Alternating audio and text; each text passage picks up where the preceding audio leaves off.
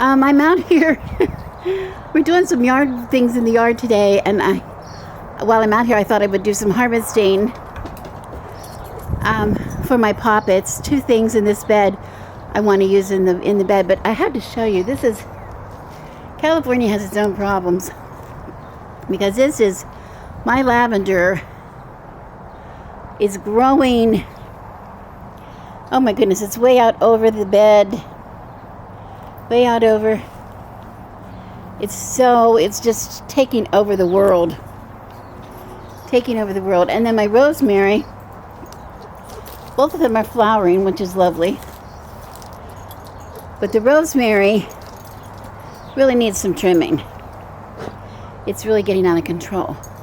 And we had some bad winds that left a lot of damage, so I'm going to be trimming some of this off and taking it inside.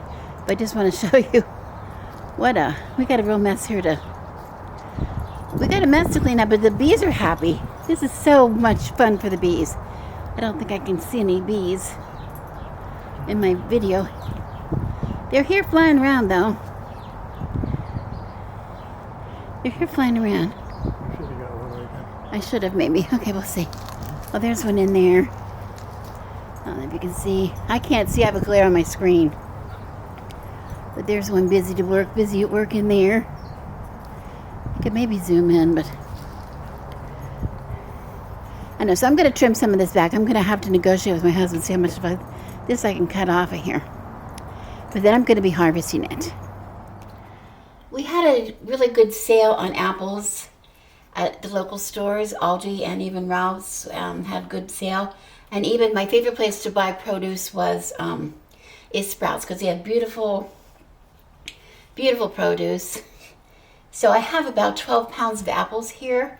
I have a combination of Gala apples and honey, no, not Honey Crisp. These are actually Pink Ladies, which are very much like a Honey Crisp. I know in different parts of the country we have different kind of apples. This is what we have. What we have available to us, it's better, that's good. I like this combination of a Gala's a rather sweet apple and a Honey Crisp, or in this case, Pink Lady. Little tartar, still sweet, but a little bit of tartness to it, which I like. I don't want real sweet. I'm going to make some applesauce here. And I don't want it to be overly sweet. And I'm going to make it in the style that my grandmother taught me how to make. This is how she made it. She was pretty famous for her applesauce. It was absolutely delicious. It was not even delicious, it was beautiful, delicious.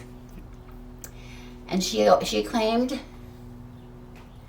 the secret to a great applesauce is cooking the apples whole. I'm going to cut them, but don't peel them, don't core them.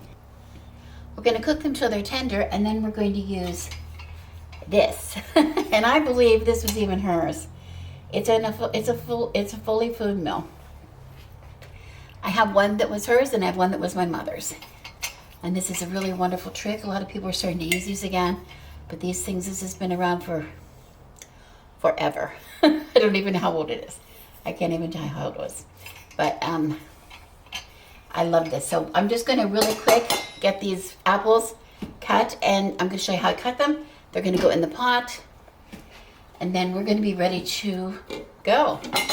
Her idea was, they get not just beautiful color from the apple peel, from the apple skin, and we're going to leave the core in there, the seeds and everything, even though I know seeds are not, we don't want to eat a lot of seeds. The seeds are going to come out, the core is going to come out. It's a really quick process. And I like this, I like the colors. These are beautiful apples, these are beautiful colors, not just good tasting apples, but they're really very pretty apples. I'm not even sure. If you look up a recipe for applesauce, you're going to see most people are going to tell you to core and to peel them. I just find that ridiculous. I really do. You might as well buy canned applesauce, because you're not going to get anything that tastes any different than that.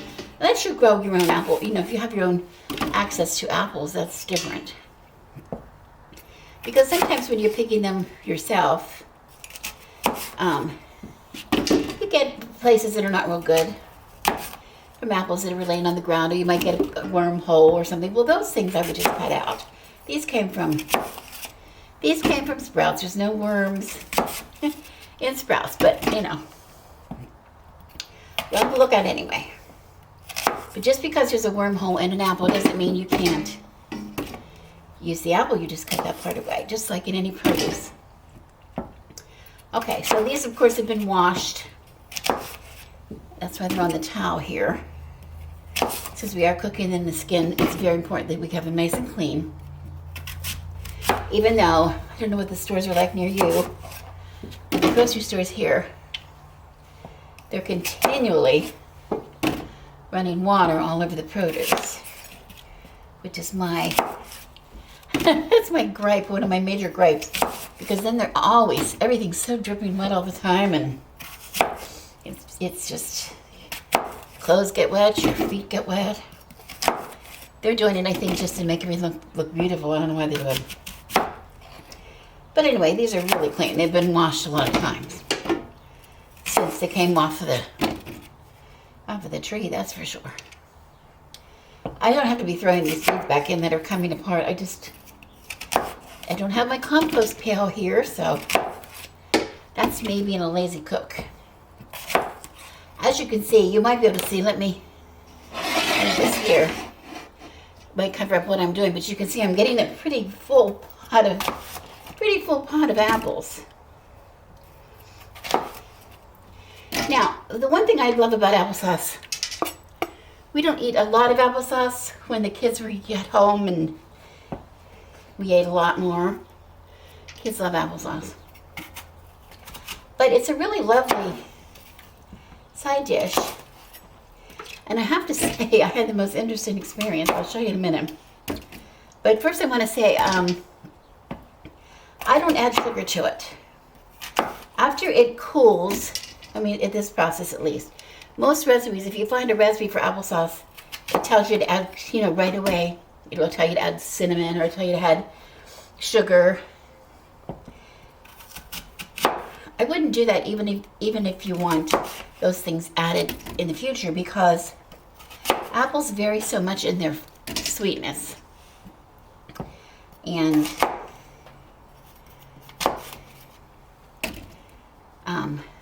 so you can't just, you know, you add a cup of sugar.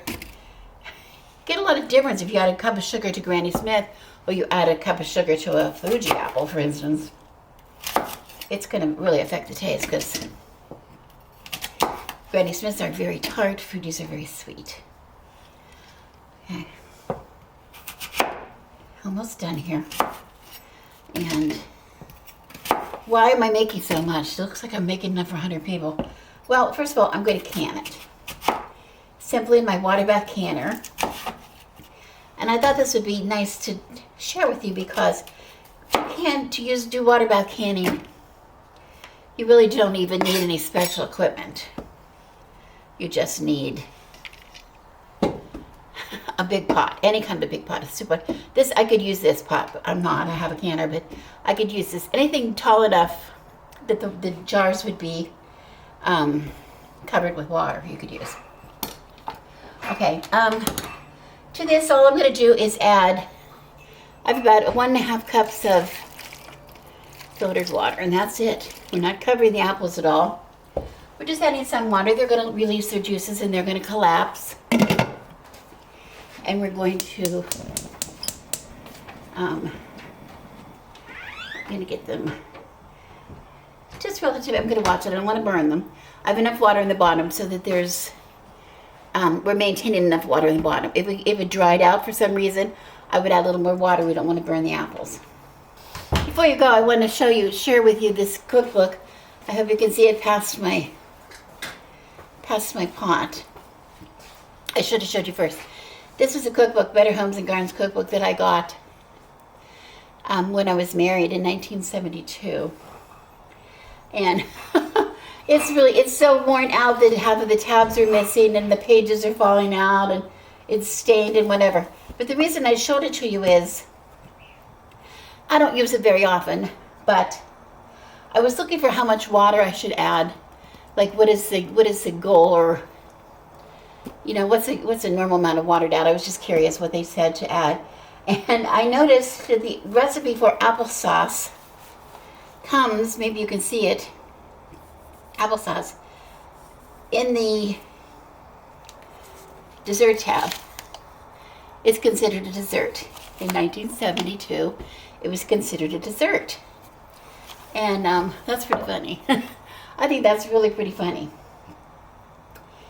Having applesauce for a dessert, I don't know. We didn't even eat it as a dessert, I don't think, at that time, but I thought it was a little interesting.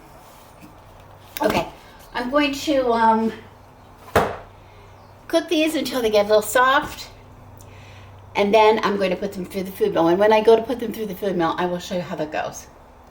And then I'm going to taste it and see if I decide it needs sugar.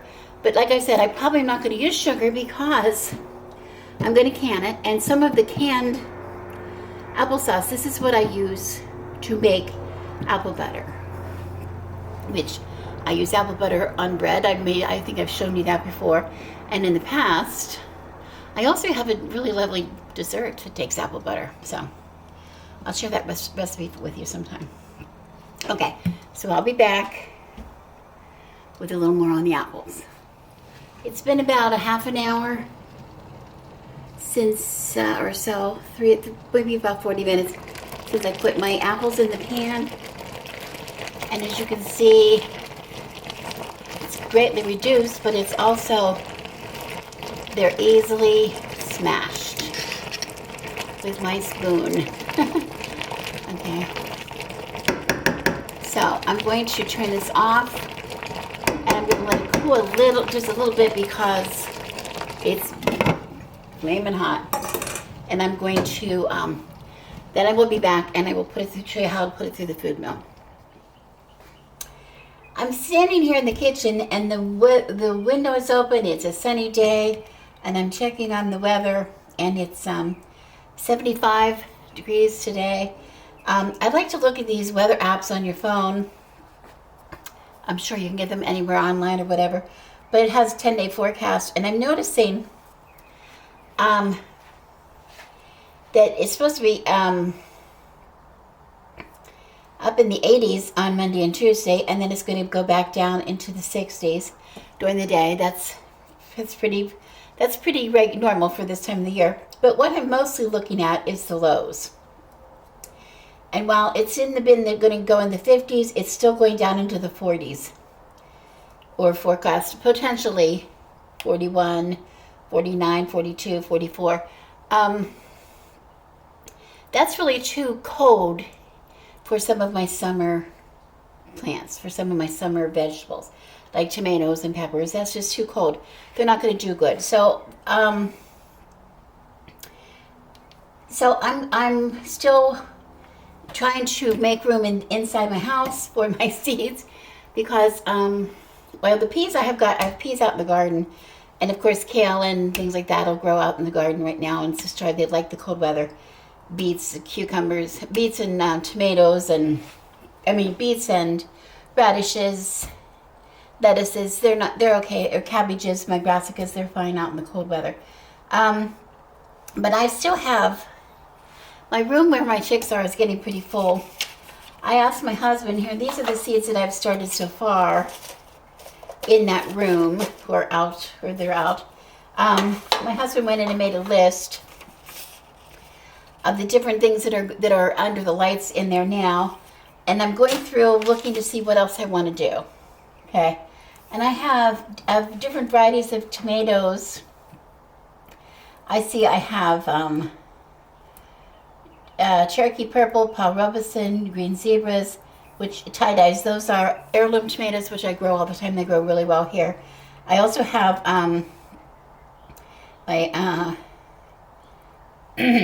excuse me.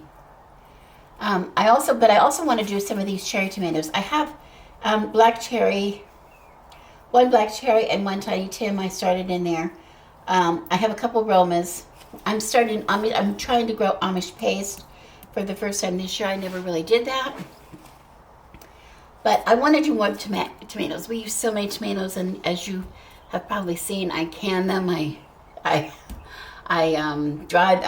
keep them preserved in oil. I make salsas. I make sauces. I make all kinds of things out of them. So I'm looking here, and I still see tomatoes that have to be started.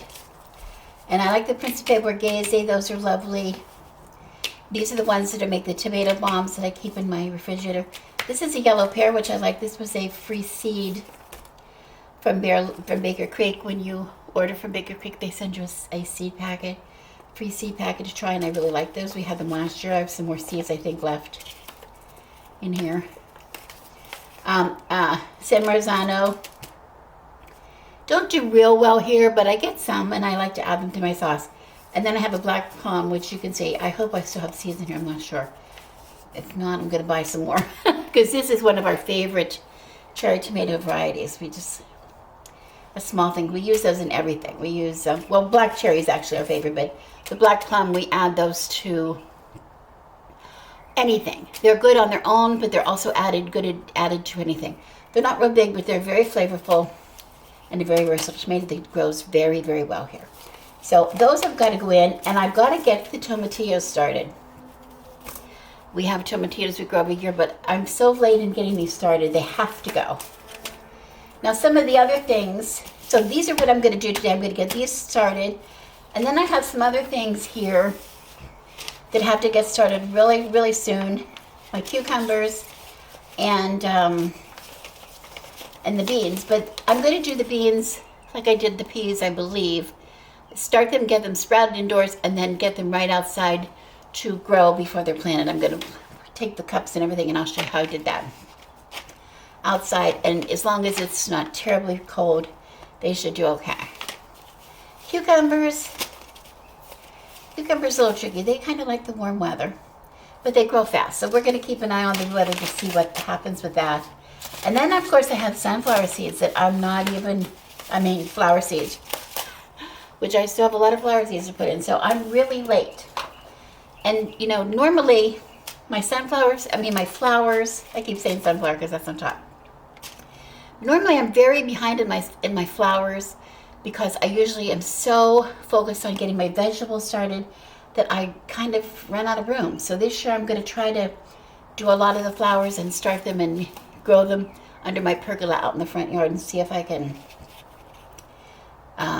get them to grow out there. If it's going to get really cold for some reason, I can bring them in, but I think they're going to be okay. I'm going to do a little more research on that. So anyway, not a big deal today. I'm just going to show you, my setup here. This setup I'm going to have in the kitchen. So I still have room in with the chicks, but it's easier if I have them spread a little bit. I can keep an eye on them a little better. So I have my soil prepared. And I'm going to do right now today, I'm going to work on the rest of the tomatoes and the tomatillos because they have to go in today. They have to get started today. So let me get my soil mix. We have a combination of cocoa coir and vermiculite and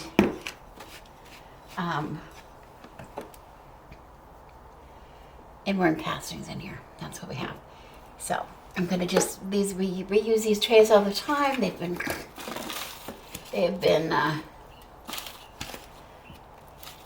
cleaned out pretty much. I don't have any big sticks in here. So I'm just going to get the soil prepared in here first. And you see, this is a witch's kitchen. I have my plants and my dirt right next to my applesauce. It's cooling on the stove. So I just do a real quick thumb pack. And there we go. There's one. Let me get a pan. All right. And then let me fill this one. And then I'll move this out of the way. Gonna have to mix up some more soil. It's already mixed before I get anything else done. I like to keep it in the inside because this has no soil in it. This is all just the organic cocoa coir and vermiculite and worm castings. So it keeps the gnats down. Chance of having those horrible gnats, fungus gnats, flying around my seedlings. And it never goes outside. This doesn't go outside unless I'm finished doing seeds for the season. And then for the outside potting, when I pot them up, I add some of our compost to it. Okay. So I have more here if I need it. Let me move this out of the way. Okay, I have 6 different varieties, and I have 12 compartments. So that usually means in my world, I'm going to make 2 compartments of each of my seeds. Starting with, here I'll start with yellow pear. And what I do is I usually put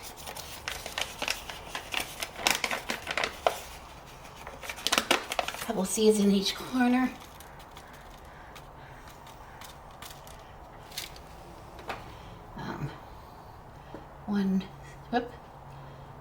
There's 2 in each.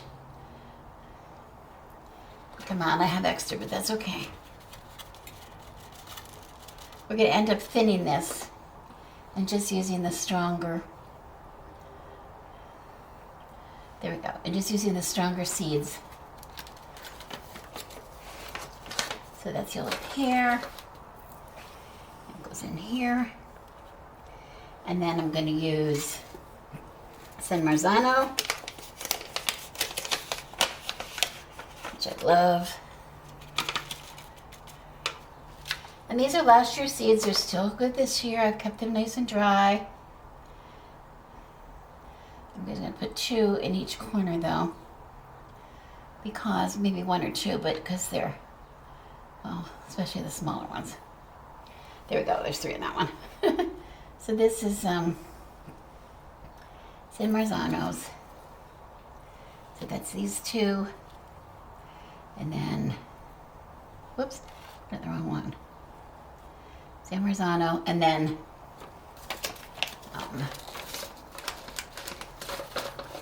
what do I have here? Principe Borghese. These are lovely little tomatoes. This is what I put in my freezer, in my refrigerator. I just roast them a little bit in the oven, and I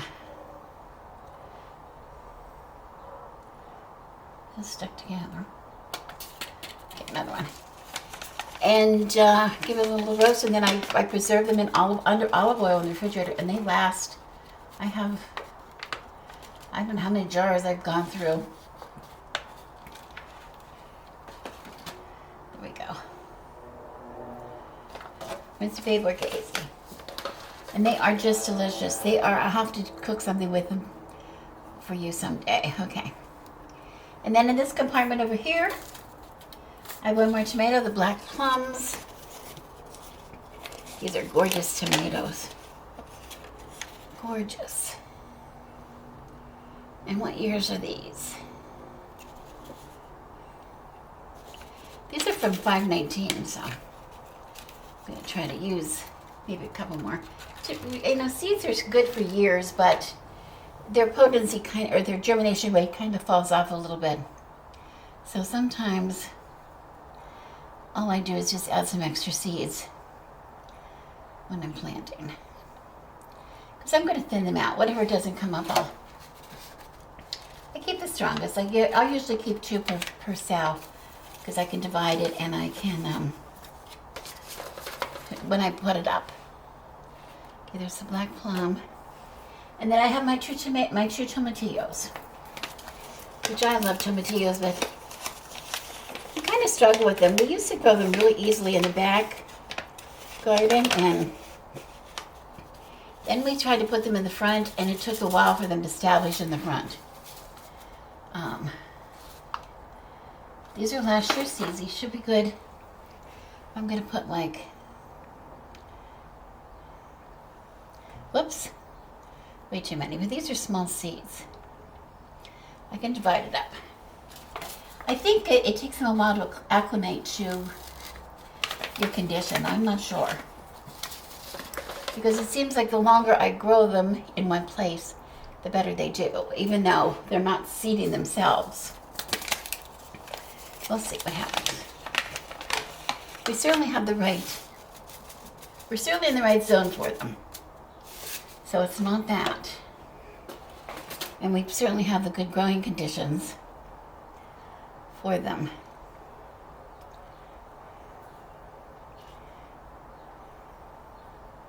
Okay. Seeds are really inexpensive. You know, I think it's better to overseed and then thin it because, you know, if they don't germinate, they don't germinate. Okay, so then I take a pencil. I think I have one in here. And I'm just going to push the seeds down. Poke them down into the ground, into the soil. They don't have to go deep. You don't want to go too deep. Just get them down far enough that we're going to be able to cover them.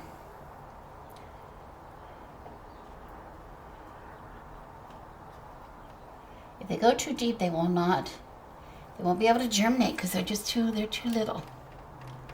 So I just tamp that down, make sure they're in there, get in there.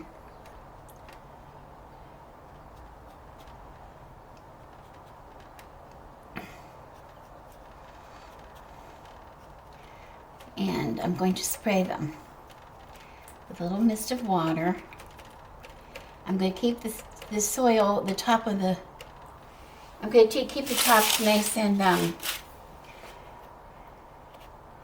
nice and damp, not too wet, just until they sprout. And once they sprout, I'm going to only water from the bottom. That's why I have them in these trays. I put water underneath them and it drinks it up. Because on the top, watering from the top is not good. It's not real healthy. You can get a lot of fungus. That's a good way to get fungus. Get mold, get damping. They'll get diseased. I think it's called damping off disease. I'm not sure what it's called. There we go. They're nicely covered.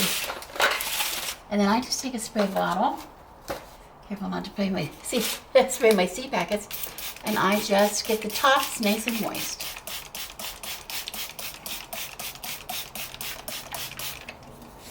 And I love about these seed mixes is you can tell from the color if it's moist. I mean, of course you can tell by touch. But just to look at it, you can see, because once it starts to dry out, it gets lighter in color. So that's a real good sign. So there we go. And then I'm going to set up a little place under my lamp. I'm going to set up a lamp over here. And then place in my cupboard where I really don't use too often at this time of the year. And they're going to sit there under that light. Try to get some, at least until they germinate. We'll see what happens when I do with them then. I'm always shuffling everything around. Okay, this has cooled off a lot, and I just have my food mill on a Pyrex bowl here because it has to fit this. But I'm going to be transferring, as I process through the mill, I'm going to be transferring the pulp and everything into this bowl. I want it to go directly in here because then I'm going to stir it to make sure I have an even distribution of the liquid solid ratio, if that makes sense. So let me get a spatula.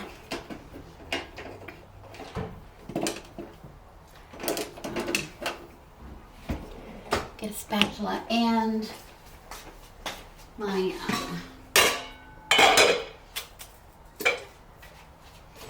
compost pail so I can transfer things right from here into my compost pail. You'll see what I mean.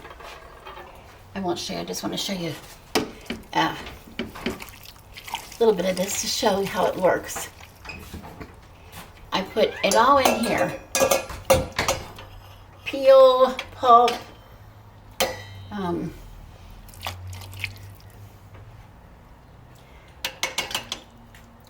you know, seeds, stems. I think I need a thinner one here. I need a thinner. Okay.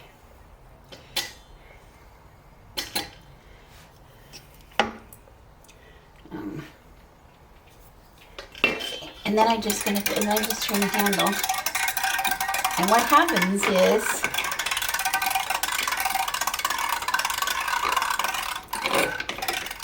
it's a song of my grandmother. I can imagine that sound that little sound that it makes as it turns.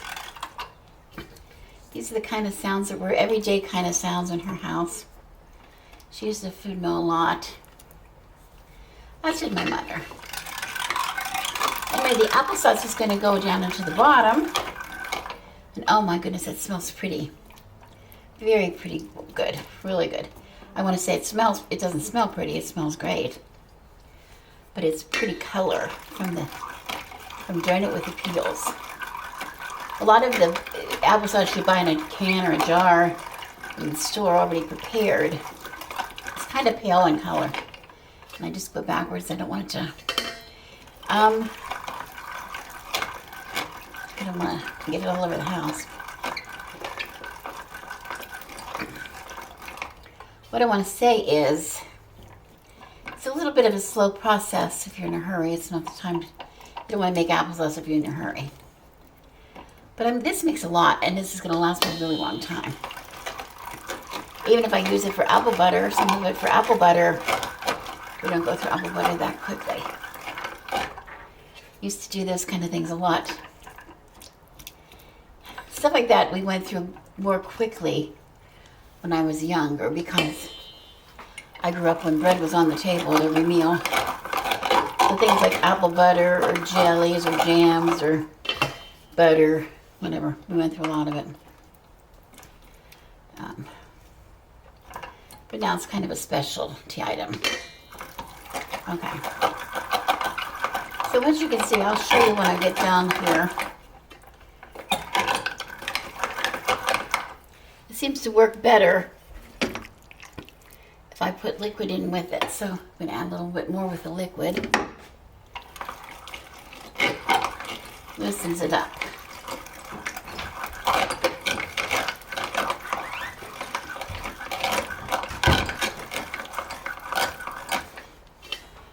I'll just get to a place where I can show you. I keep pushing it back in. I don't want it to overflow and fall in.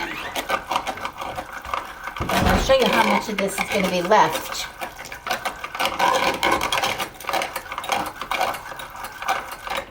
Now I believe that there is a machine now, I've seen people use it, it is sort of an electric version of this. Probably costs quite a lot.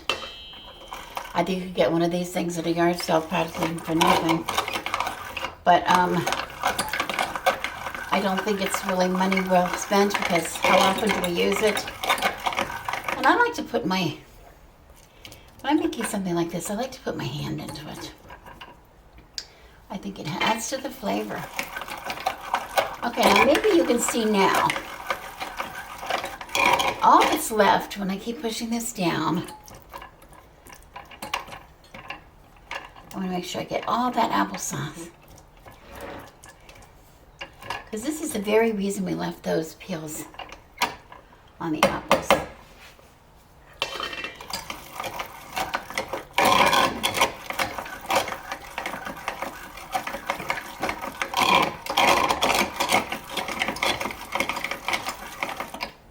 Okay. Clean the bottom off.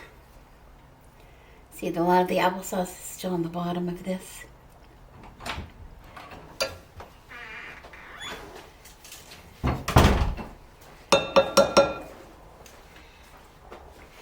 And you can see here, I hope you can see, it's, you know, it's a combination of thick and thin.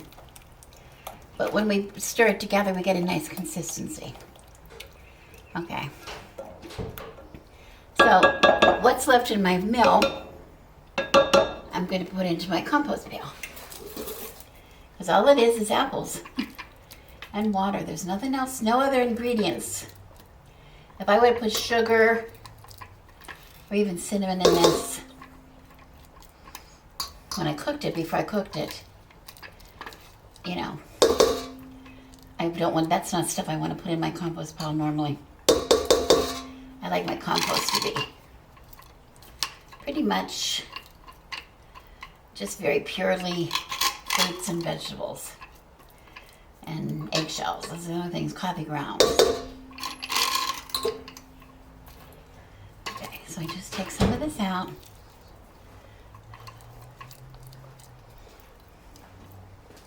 And like anything, when you do this, it starts to go faster. You get a certain rhythm. You get a certain rhythm about it, and it goes a lot faster.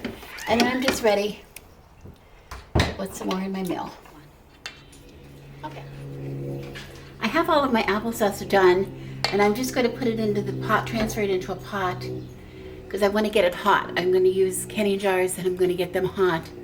Hot jars, hot applesauce, into hot water for canning purposes. But before I did that, I just want to show you the beautiful color of my applesauce. I hope you can see it. It looks like some applesauce that you get from the store that you've added maybe cinnamon to, or cinnamon nutmeg or whatever you put in it.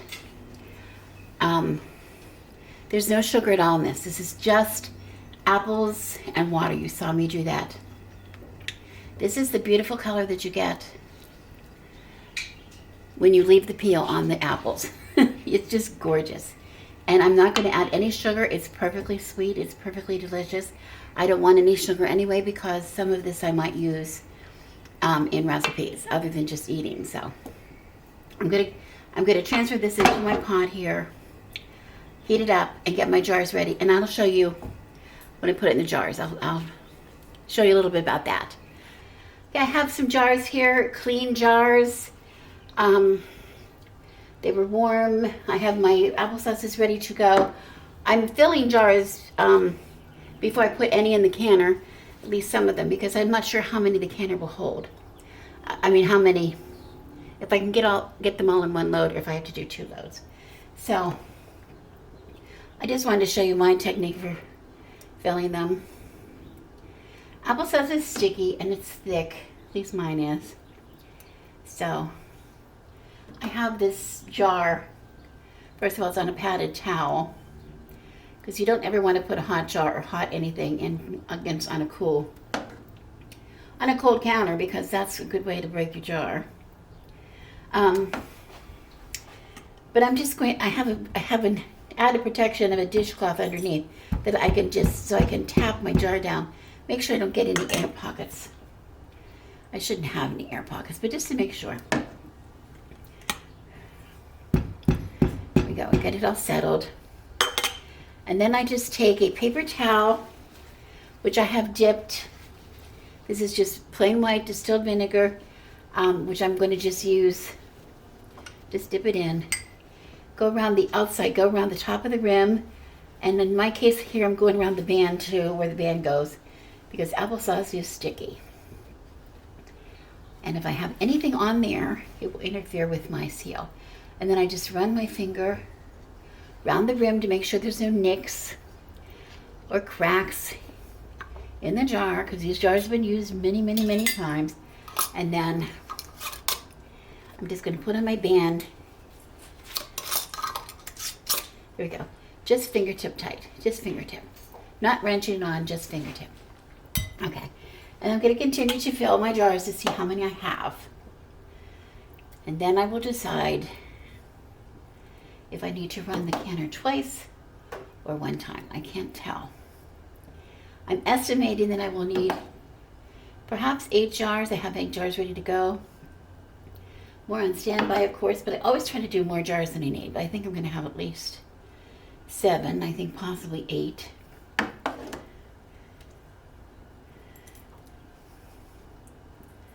And I want to go to a 1/2 inch space at the top. 1/2 inch head space at the top. So there we go. And then I use a clean jar just to hold that while I'm waiting for the next one. I want to lay it down. Again, wiping my rim. Very simple procedure. The canning part is the easy part.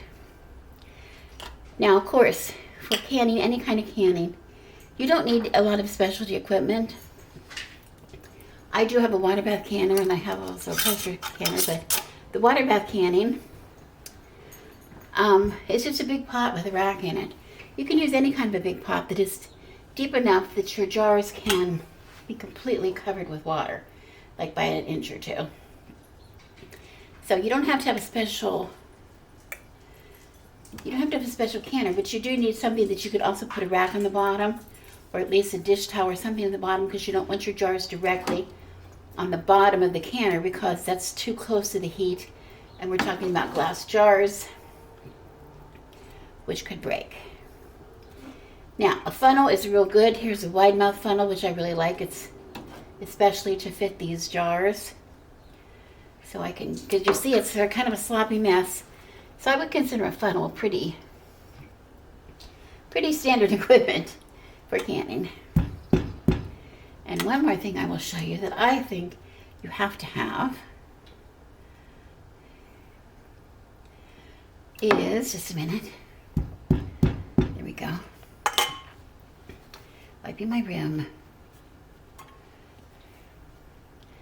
and a brand new lid, and a clean stand. There we go, fingers zip tight. The one thing that I think here, I'll show you what I need it for, is a jar lifter. It's a special jar lifter. You can buy them anywhere, Amazon, or a lot of grocery stores have them, I think, or hardware stores. But what they're for is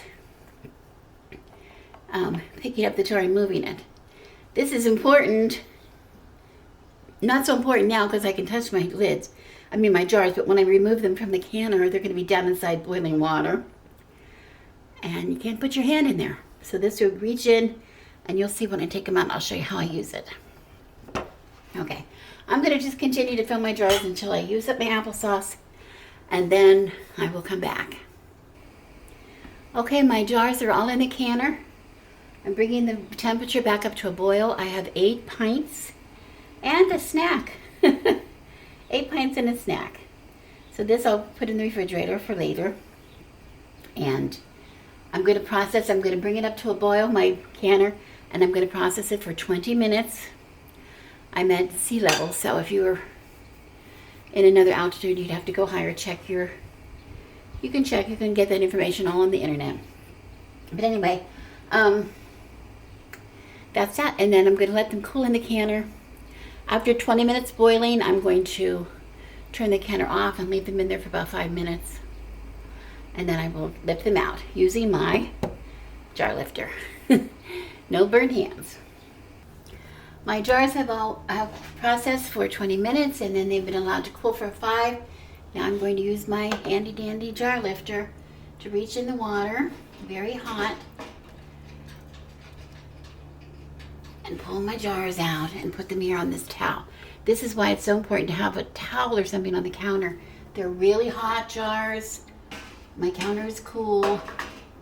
That's a good way to break a jar. You don't want to change, and also it's a little padding. I'm going to put them here. I'm putting them, I don't know if you can see where I'm putting them. I'm not sure, but I have it in the back edge of my counter so that they don't, so they're out of the way, because I want them to sit here undisturbed until tomorrow morning. That's going to allow them to cool, and it's going to allow the jars to completely seal properly. Get a real good seal on them. So I have 8 beautiful pints plus a snack of applesauce. Ready? I showed you in the past how I cook bread, bake bread, no-knead, quick bread, which I allowed to rise overnight. I did it in my Dutch oven, in my coated Dutch oven in the oven. But I want to show you that you can use regular bread pans to do the same kind of thing with the same recipe. So I have a recipe of dough here that I'm making I want to bake today. It's for tomorrow. And it's been rising overnight. This is just like the one I showed you in the past, except this one I used only 100% unbleached all-purpose flour. I did not use bread flour for this. This is just regular flour, but everything else is the same. The measurements were the same. 3 cups of flour, a teaspoon of salt. I used Himalayan pink salt, about a half teaspoon of yeast, and 1.5 cups of filtered water. So, and it's all bubbly, just like we saw before. And you have to forgive my counter here. I have a lot going on. This is what happens in a busy kitchen. You all probably have the same thing in your kitchen. I'm just going to put a little flour on my surface here because I want to, this is very sticky, and I want to be able to get it shaped a little bit so I can transfer it into my pan, into this pan, which I have lightly oiled it. But it's a non-stick pan. I just lightly oiled it just because. It's a relatively new pan, so it hasn't been used very much.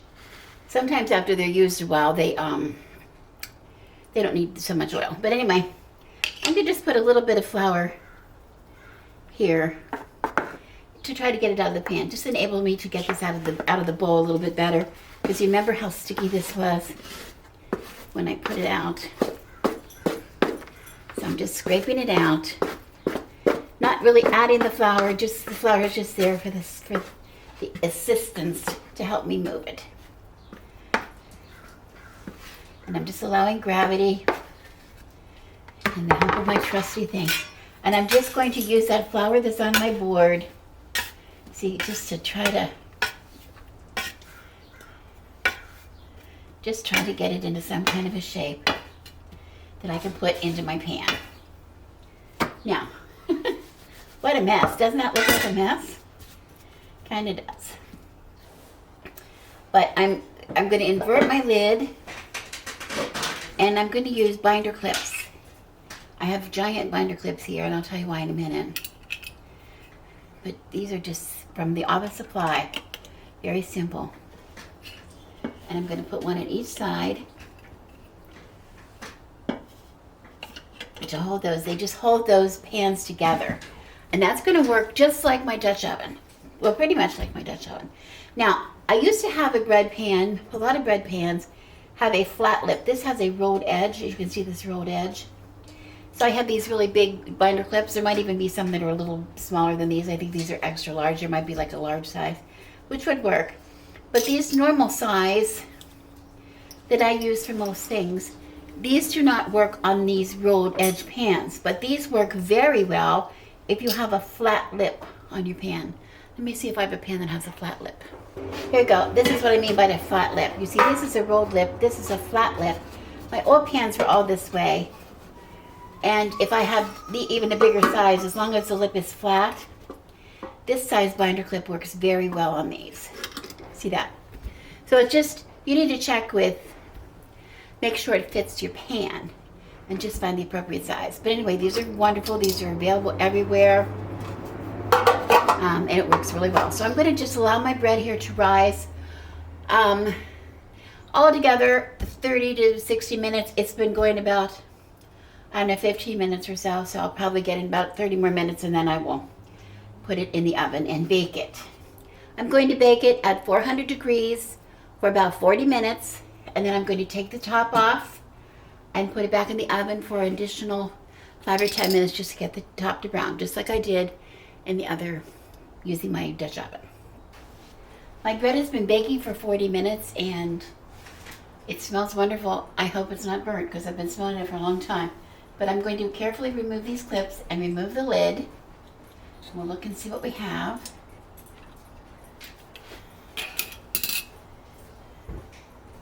Hopefully I have a loaf of bread in here. Look at that! Oh my goodness! Holy man!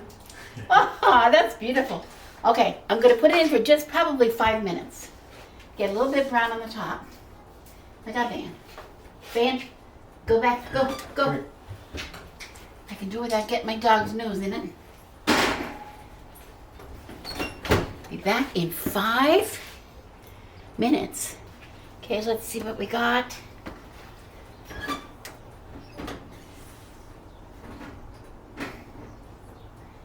That's a beautiful loaf of bread right there. That is beautiful. Let's see if it's... I'm gonna check it.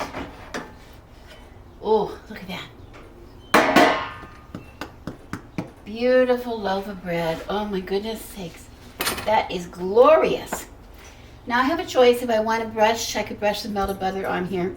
But I'm going to just leave it nice crusty edge. And but there you have it. You see how simple it is to make bread. I'm telling you. As soon as I discovered how easy it was to bake bread, that I could bake bread like this every day if I wanted to without any effort at all, I'm telling you, they're going to have to pull the carbs out of my cold dead hands. Keto schmedo, not in this house. Let me know if you try it. Because you're going to try it, you're never going to do it again. I mean, you're never going to buy crappy bread again. You start baking bread like this. Okay. I'm back in the parlor right now today because I'm trying to get a little head start on a project that I'm working on. My husband is having some knee surgery, a total replacement knee surgery in May, and there's a lot of preparations I want to do before that, which I'm going to do a whole video on this subject, but for right now, I'm getting started on making him a poppet, and I shared that I have this sock, his personal sock, which is a blend, I think, of cotton and wool. It might be a little bit of acrylic, but it's basically a natural fiber. I think it's cotton. I think it's pretty much cotton. Anyway, I'm going to, and I harvested some items from the garden that I want to put inside the poppet to help him. We're going to use this as a healing poppet to get his strength up, to first of all give him as much relief right now as he can from pain. He's been really uncomfortable. Build his stamina up so that he's prepared for his surgery, and then we're going to continue with the poppet through his healing process until he's healed, and then we will be disposing of the poppet. So it's kind of a long-term process. I just thought you might be interested in how I do something like this.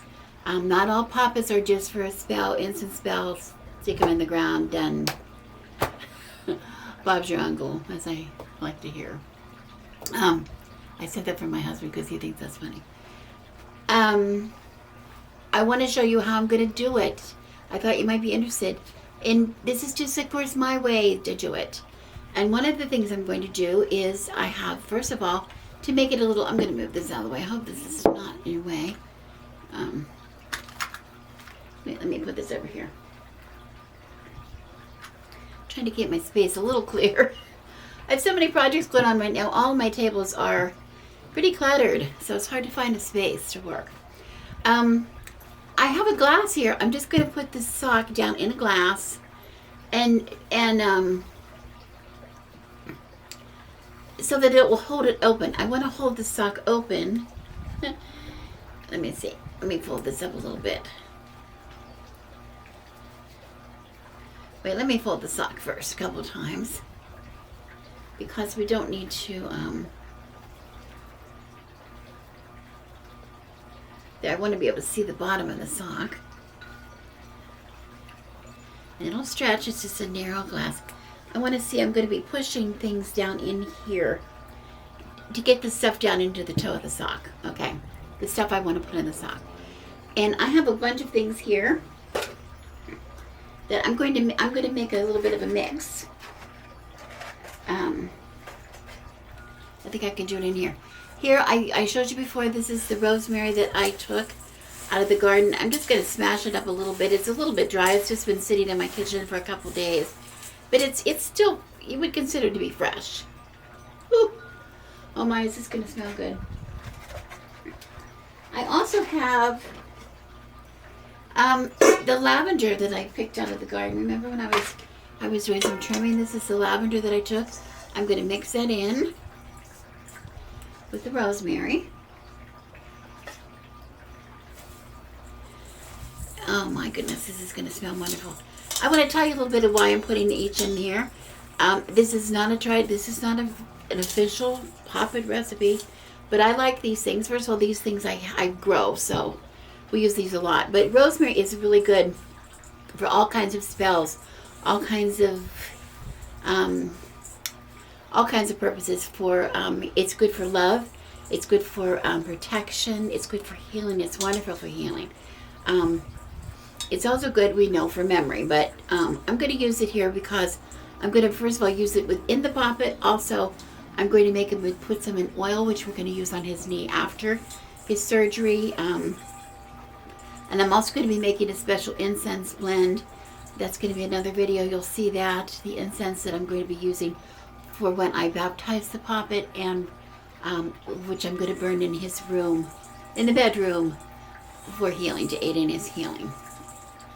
He won't be confined to the bed after the surgery, but I just want to, it'll give him some additional healing.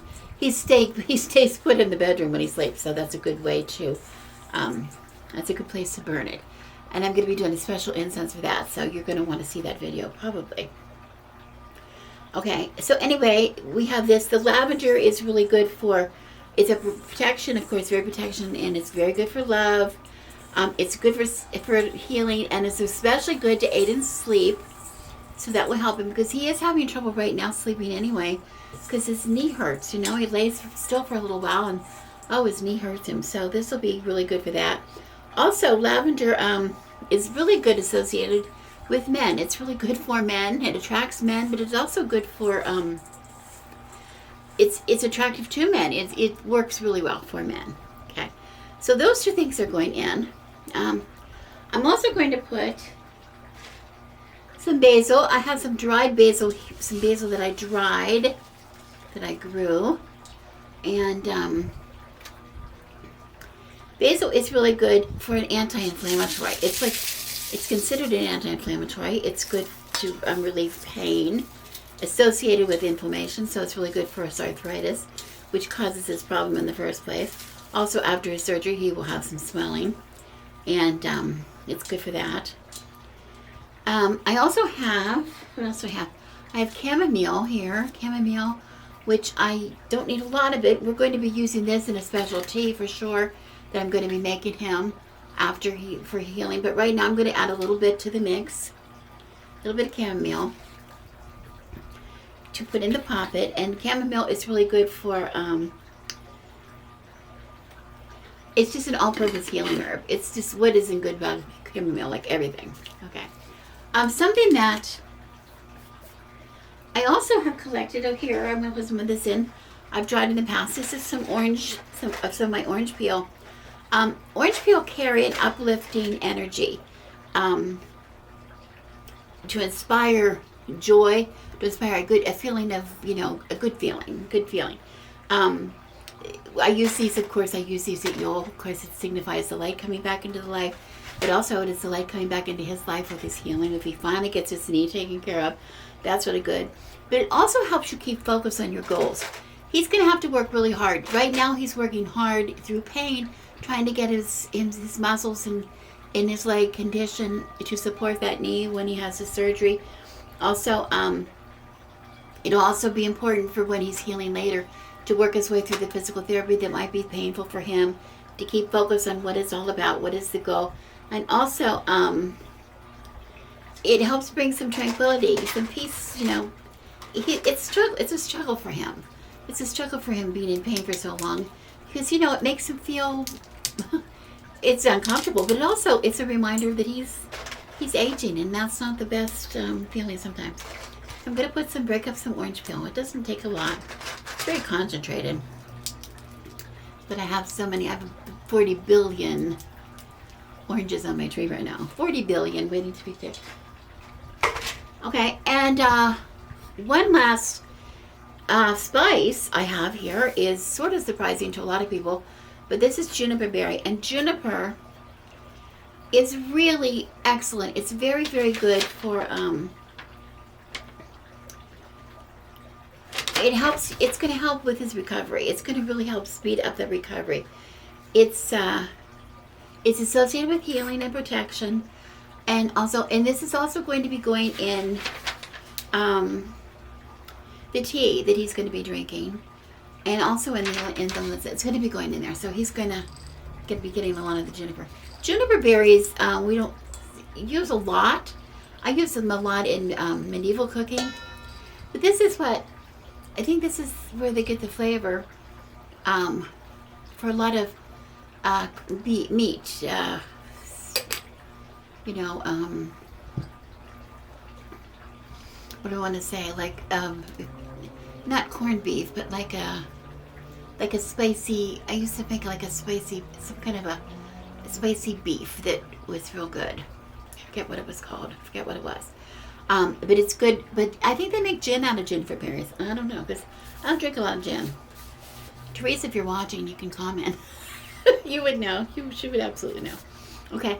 Another thing I want to add from my cupboard is, I don't even have it boxed yet. It's still in the bag. I don't grow this. This is pennyroyal. Pennyroyal is going to go in the tea.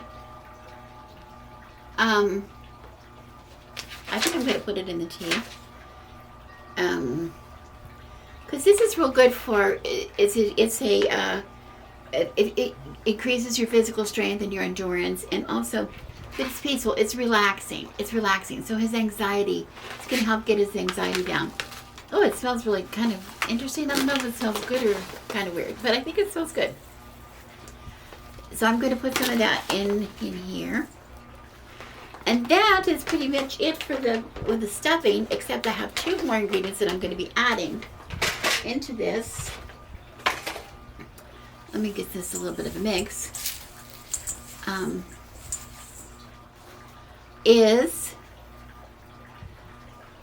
Remember, I collected hair from his hairbrush, and I also collected fingernail clippings, which I'm going to put in here. So this is all going to go in.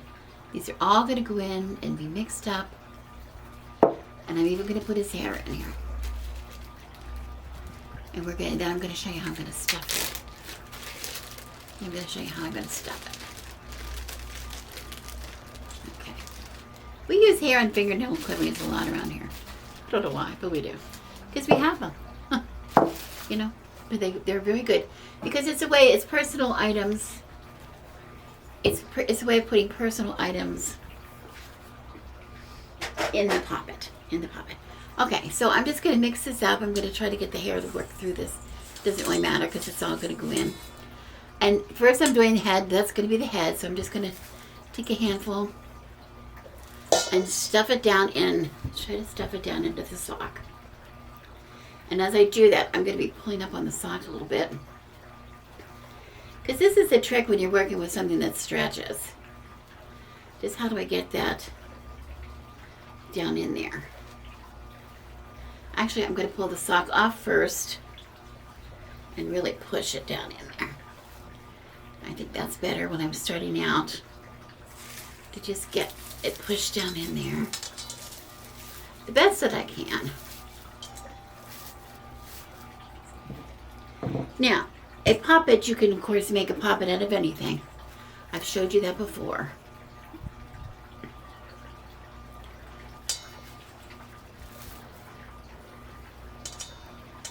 And it can have eyes and face and mouth and can have anything on it, but it's not really necessary. But the head part is very, very necessary. And of course, if you're making one for a certain reason, if there's a certain reason you want it, here we go. If you want to, let me put a little more in here. Now, I don't know how much is going to go in here, but if I had any left over, I would just save it to put in with the incense. So none of this is going for any use but for him. Okay. Okay. Here we go. Now, I'm going to just use, I have some cord here, cotton cording. My favorite cotton cording. Oh, I have a new project I'm going to work on maybe next week. I'm not sure. Using some cotton cording I'm excited to show you about. Okay, so let's see here. I just want to get this nice and tight. This reminds me of a little puppet my mother made for me one day when I was a little girl. I don't know, something was going on that was, I don't know what was happening in the neighborhood. Something was happening, and friends were ganging up on other friends, or I don't know, there was some not too pleasant things. When I was a little kid, you know how you have things happening. And I just came home. I just came home one day, and my mother stopped whatever she was doing. She was a very busy woman, but she stopped whatever she was doing, and made me a puppet out of a sock. I can't remember why. Okay. Oh my, this is the best his socks have ever smelled. I'm going to tell you that right now. Okay. Now, what I was saying is, you can make your puppet any way you want. I'm not going to use this whole sock, obviously. I don't need a lot of body. I need a little bit of body. I'm not going to make any arms because it's not about his arms. It's about his knee. It's about his legs. So this puppet does not need arms. And this is where I want to say, this is where it comes in handy. That I can stuff it this way. I know it's hard for you to see when I do that, but I want to be able to keep it straight because I want to get it all bunched in there. Okay, I'm watching my time because I have a new camera which shuts off in 30 minutes, and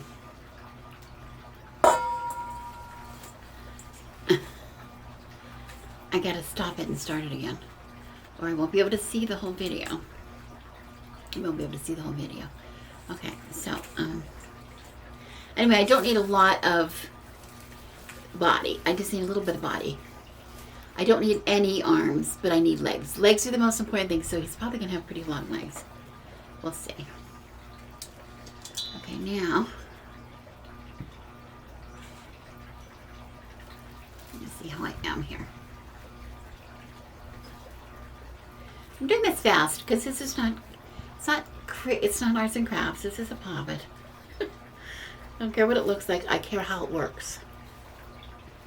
Okay. Now, I wouldn't normally even care about putting I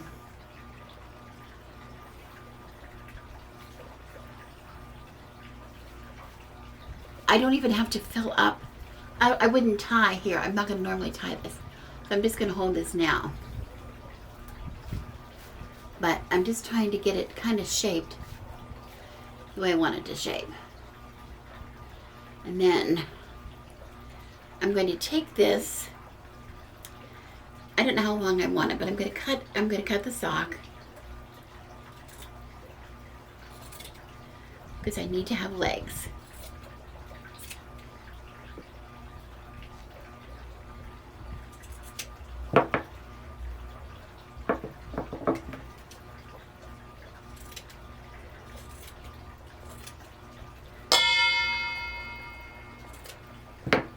Okay. So, he's almost starting to have knees, isn't he? I think that looks more like a butt crack.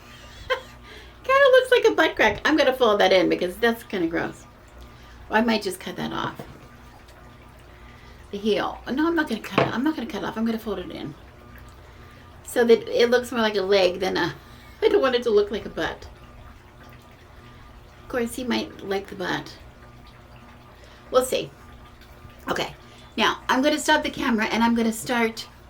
Because I'm going to stop the camera and then I'll restart it again in a minute. Because I want to sew up a little bit of the legs in here in the crotch area. So, if poppets have crotches, I don't know if they do. So that the stuffing is going to stay in here, and then I can show you what I'm going to do with the legs. Okay, it'll be easier. Okay, I have one leg finished, and I'm working on the other leg. What I did in here where I had the heel, no big deal, but what I did, and I just gathered the one side that had the heel on it, I just gathered those stitches up, and then I sewed, and it kind of gathered it on one side. It's not for looks. Remember, this is a poppet. Okay, and then I'm also going to tell you, I'm going to warn you, it's a messy job. If you're going to stuff herbs and things inside a sock, it's a messy job. Being a witch is a dirty job. It's messy. It's messy. Magic is messy. But that's okay. That's what we do. Wait a minute. I just want to show you before I finish this up. I have the one leg done. What I'm just doing is I'm sewing it as I go. I have these pins in here just to try to keep it to come out even.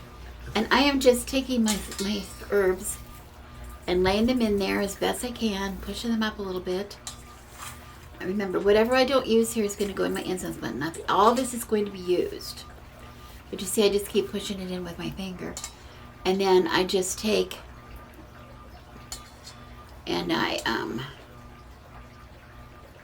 I'm just doing an overcast, I guess it's an overcast stitch. It doesn't matter. What it looks like. It matters that it holds. It matters that it holds the herbs inside. I'm using blue thread. I just thought I would point out to you. I'm using blue thread on a blue sock, which is kind of stupid, maybe you think. I'm not doing it though to hide my stitches. I don't care about my stitches. Like I said, this is not an art project. I care about it holding, but I'm using blue because I have this, and I have it in blue, and my husband likes blue. He has a blue sock. He likes blue a lot, and also blue is a very healing, calming color. So it's kind of appropriate. Now I do want to point out one thing as I get down to the end here. I'm going to cut probably some of this out because I don't know how you're going to be able to see it. We'll see. That you probably notice right away that one of my legs is much bigger than the other one. I wasn't very careful when I cut the sock. I wasn't careful to get in the middle. It didn't really matter to me at the point, but you might want to be a little more careful if you do this. I'm sure you might. But also I want to point out, the magic we're using this poppet for is for a leg. It's for one leg. Not for two legs, it's for one leg. So we might want to take the larger of the two, the most obvious of the two legs. And then that way we'll be able to tell the difference. Okay, that's the one that we will apply the oils to, etc. And rubs, and even though the whole poppet, we want the whole poppet to get healing. We want this poppet is going to represent him. And we want him to have overall healing. That we really want it to be, a lot of the energy is focused in on that one, on the one leg, and particularly on the one knee. So it's going to be sort of helpful now in retrospect. Interesting how that turned out. That I'm going to have one knee a little bigger than the other. Now, what I want to say, the other thing I want to say is, using this crochet cotton, or you could use yarn, anything like that, or string, is also useful because if I try to use thread, first of all, it would take a lot of sewing to get thread, because thread's little tiny stitches in a sock. But also, it holds it better. It's just I don't need as much sewing to get it to hold the seam, is what I'm trying to say. Now you can probably see from where, I don't know how you can see it, but you can probably see that your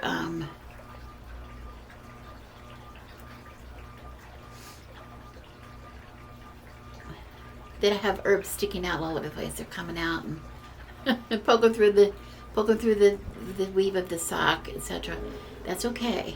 Again, this is a poppet. It's not a doll baby. We're not gonna, well, even though I guess that's a silly thing to say, because yes, some people call them doll babies, but it's not a doll that a child is gonna be playing with.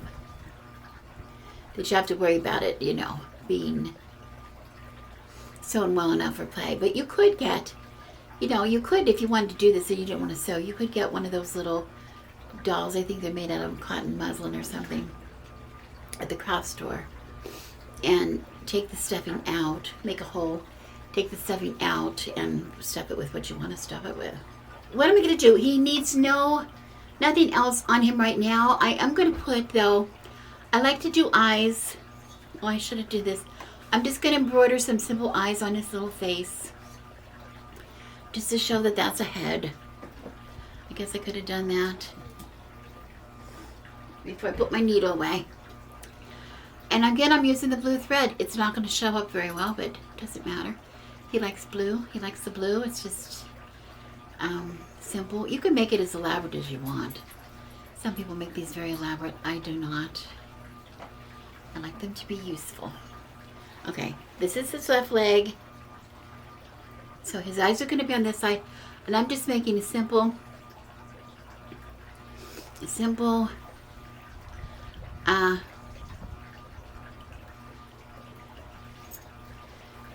X's for his eyes. Just to show that's his eyes.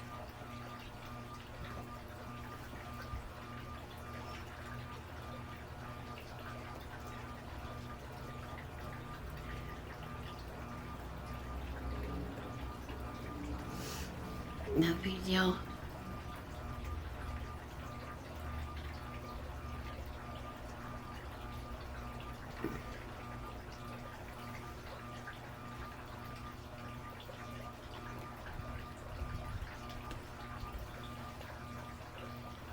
There we go, and just tie a knot. And I do not need anything else on him. Except, there's his eyes. I don't know if you can see. I'm going to make a little heart. I'm going to give him a heart on his chest. Because we want to have lots of love. Let me just cut a little square here.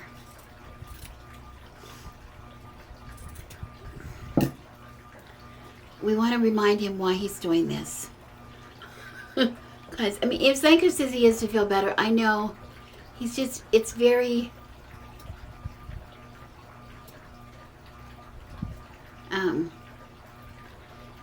it's very difficult for him to be in a position where he is not,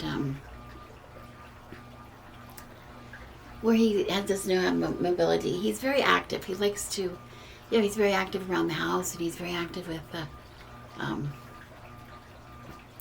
doing everything. So he's, again, not here.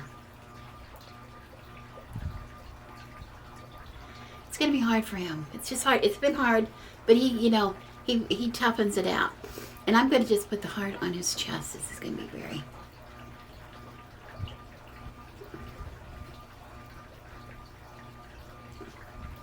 all kinds of things on my mouth. And this. And I'm just very simply doing a real simple stitch around. As you can see, this is like the fastest thing ever. It's the fastest thing ever that I do. Oh, I keep pulling my needle out of here. What I want to say is I'm going to be showing you an actual video coming up. Please watch for it. If you're interested, I'm going to be doing, first of all, making some other things. I'm going to make it an oil, a healing oil for him. I'm going to be also being, an important video you might want to see is incense. And it's not, those of you who know, in the past I've made incense blends in front of you before, and I sell them, but I also, so some of you might have even used some of my incense blend. But for this, I'm going to do something different. Since I want to have something that I can burn in the bedroom all the time. Not all the time, but when when he's in there at night and etc. Or before he goes in at night. I don't want to be messing around with loose incense on a charcoal disc. That's just annoying. So I'm going to be making the special incense blend to use, and then I'm going to